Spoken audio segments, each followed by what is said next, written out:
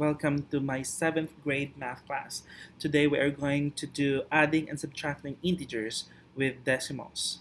So, our objectives for today are the performance objective is I can justify the steps to add and subtract rational numbers and interpret the sums in real world context. Our learning objective is I will solve integer and decimal addition and subtraction real world problems. By the end of this lesson, we are going to answer this essential question: how are real world problems translated into number sentences? So the focus of 7th grade math is learning how to translate real world problems to mathematics. We will be solving problems like this. So look at that. That is a word problem and not like this. So we are going to analyze problems and read a word problem that is related to real world context or happening in the actual world rather than just doing the numbers given to you, which doesn't make any sense at all. So at in your elementary, you are taught as to how these things will be solved, and that is just a building foundation to build the foundation of you applying these concepts into real world situations. And in 7th grade, you will start analyzing and making those word problems into a number sentence. And this is called a number sentence. So let's start. Let's have this practice. I'm going to show you word problems, and then I am going to model to you how are you going to translate that word problem into a number sentence. So first problem, Abraham had $1,895.60. $1,895.60 in his savings account. He deposited $237.54 that he got from his part-time job.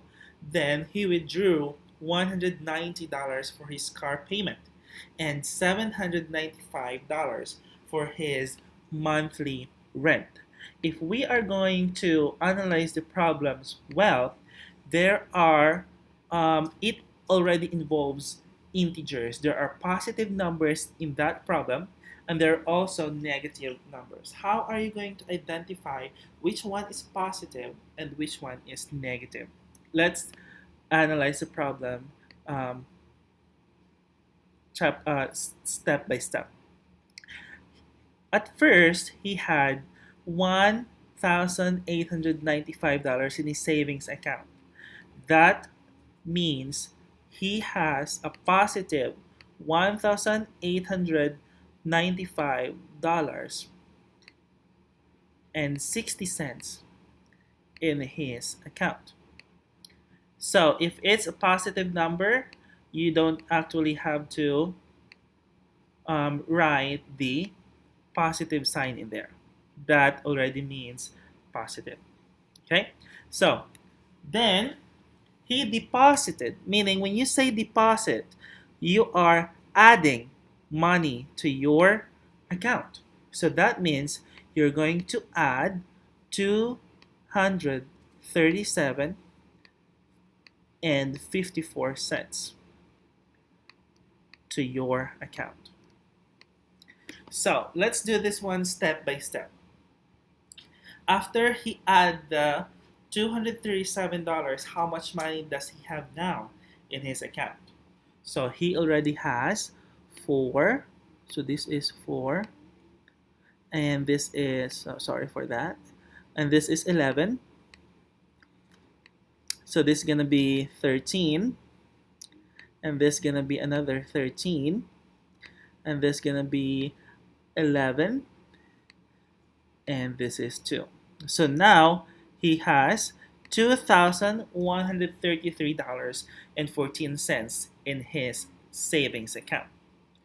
Then he withdrew $190 from his car payment. When you say withdrew, that means a negative because he is taking away $190 from his savings account. So that means that is a positive number. Add a negative $190 to that. That is a negative integer in there. So you are subtracting $190, or it also means you're adding a negative number to your savings account. So how much would you have left?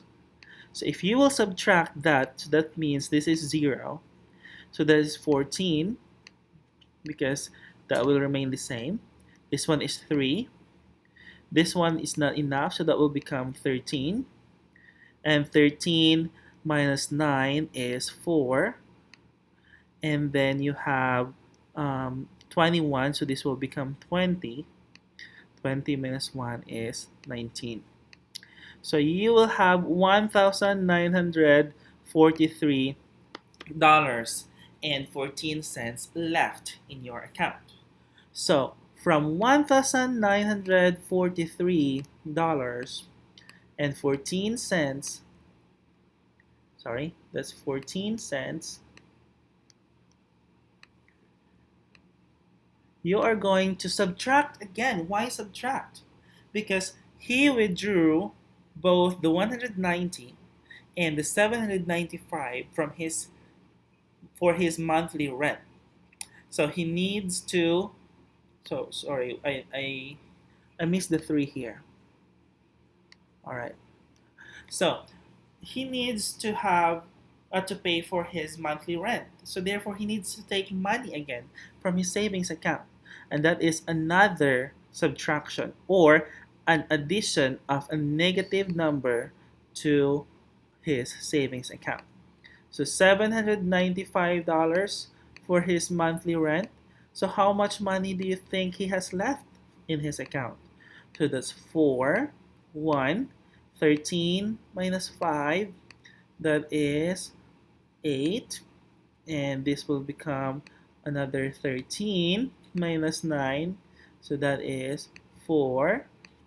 So this one will become 8 minus 7, that is 1, and then bring down the 1. So he will have $1,148.14 left in his account. So another way to, or another point of view on this problem, you can also view this as he has two positive numbers, the 1, 8, 9, 5, sorry, let me fix that one. 1, 8, 9, 5, and 60 cents. And another positive number, 2, 3, 7. So remember that in addition of positive numbers, you have to align or to line up the numbers with the same place value. So 237 and 54 cents.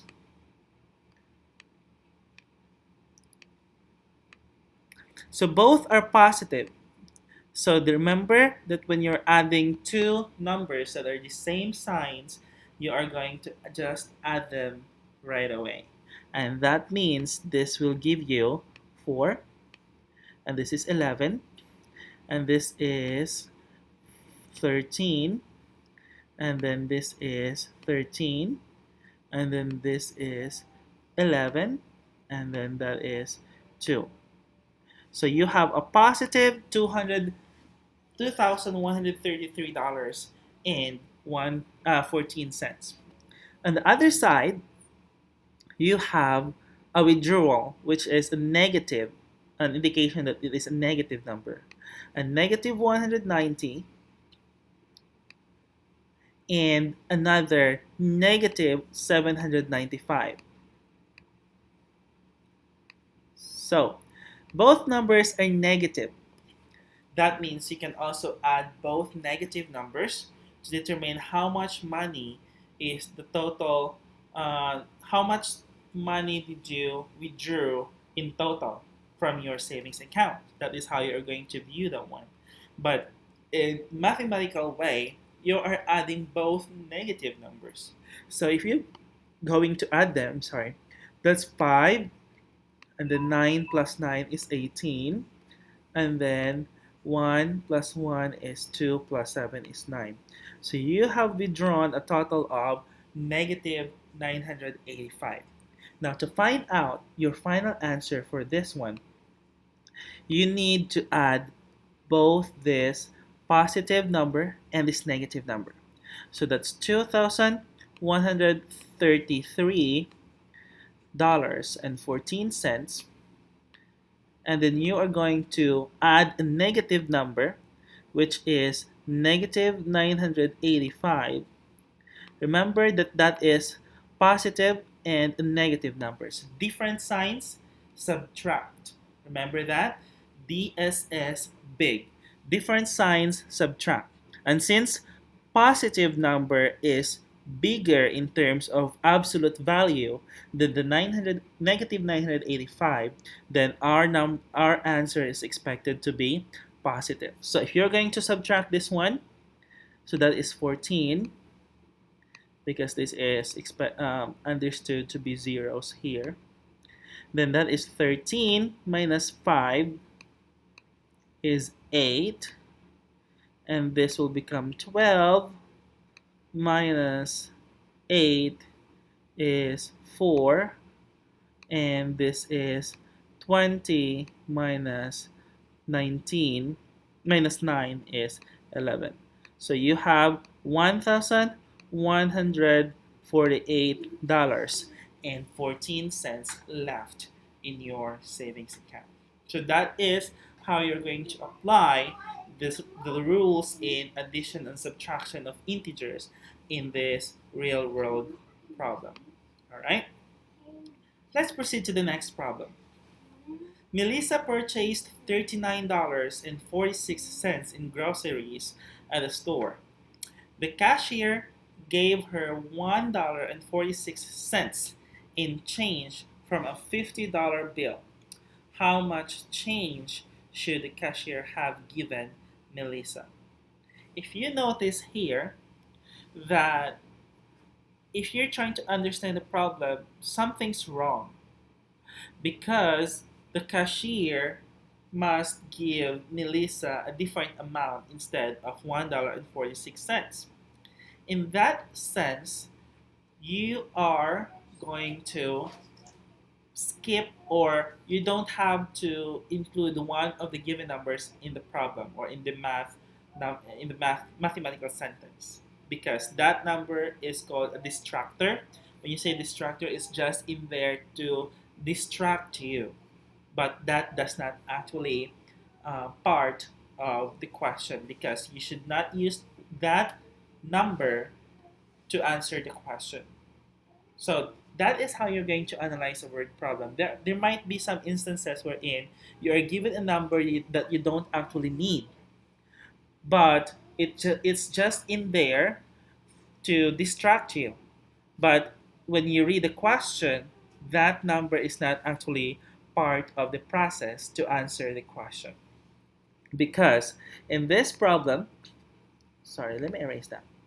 So in this problem, you are going to consider the purchase as a negative number. That's negative $39.46.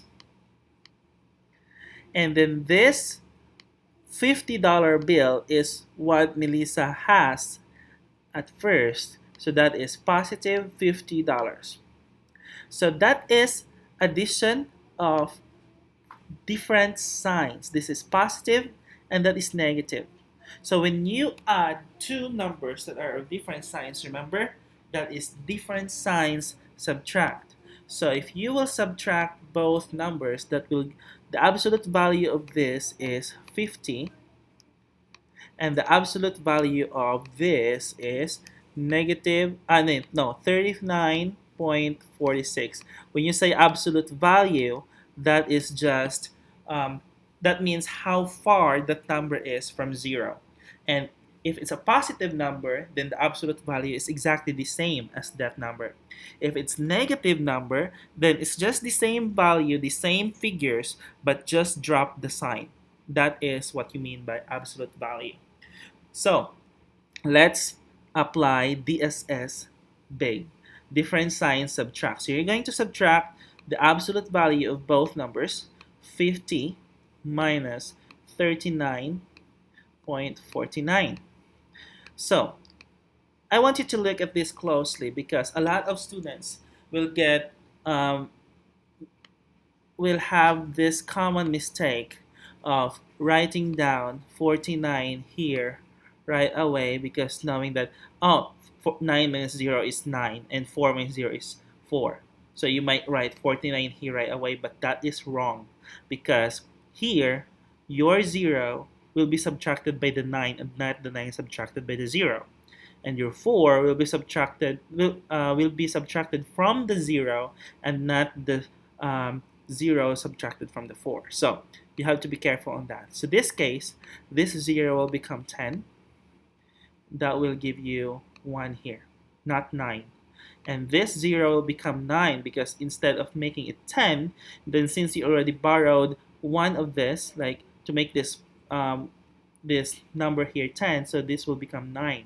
9 minus 4 is 51. If you will notice, 51 and 49 makes 100. That's why you have two zeros there. And this one will now become 9 because you borrowed one of this to make this one also 10. So this 9 minus 9 is the 0. And this one will become 4. So 4 minus 3 is 1. So that cashier should have given Melissa $10.51, not $1.46. That is way too different. So what's the sign of your final answer? Since 50 is greater than 39.49 and 50 in the original given is positive, therefore your answer should be positive $10.51.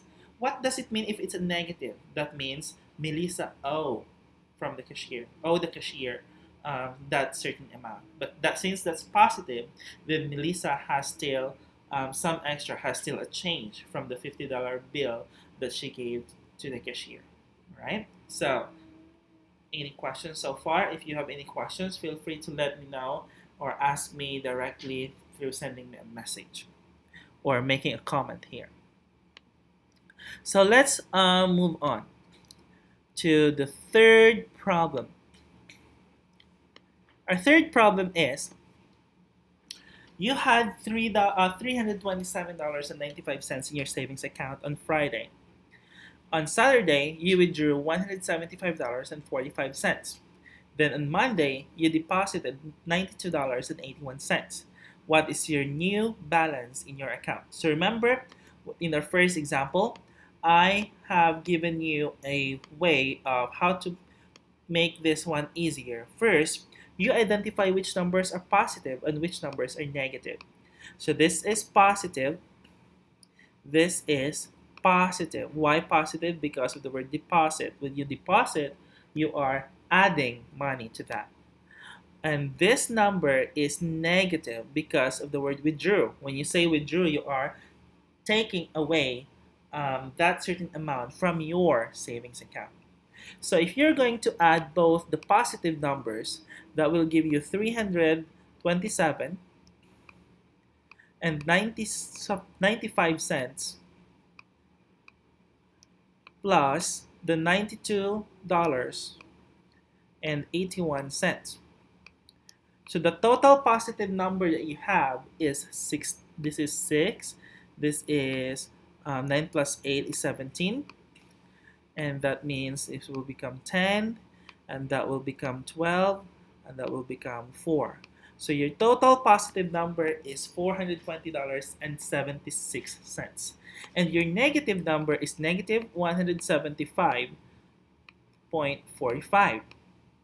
So remember that this is negative, and this is positive.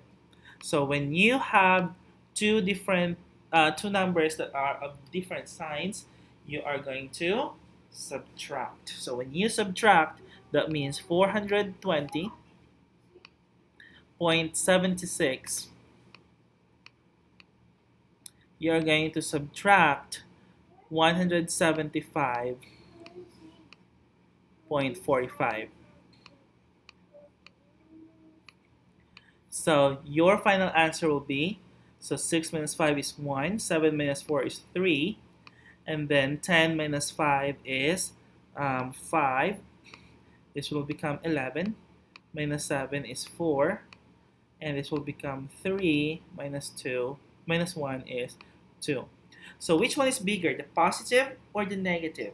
The positive has a bigger absolute value, so therefore your answer should be positive $245.31. That is the answer to the question, what is your new balance in your account? All right? Okay, so don't worry if you think I'm way too fast. You can actually adjust the speed in your in watching that YouTube. Just go to the gear icon in there and adjust the speed, or you can view this video over and over again in order for you to understand this concept really well. So let's move on to the last problem. So in Sahara Desert, one day it was 136 degrees Fahrenheit. In Gobi Desert, a temperature of negative 50 degrees Fahrenheit was recorded. What is the difference between these two temperatures? So what is being asked? What is being asked in this question? The difference. When you say difference, how much, how far are they from each other? So if you're going to translate that one into mathematical sentence, then this is 136 is positive.